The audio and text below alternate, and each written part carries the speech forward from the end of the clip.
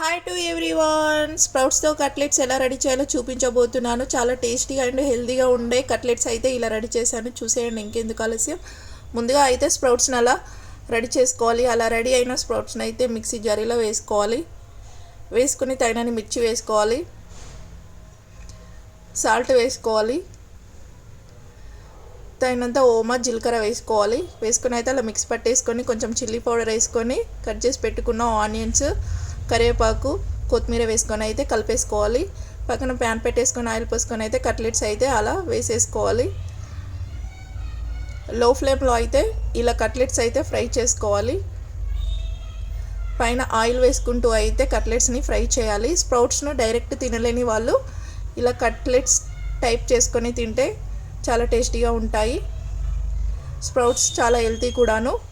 ఈ వీడియో మీకు నచ్చినట్లయితే please share and subscribe my channel.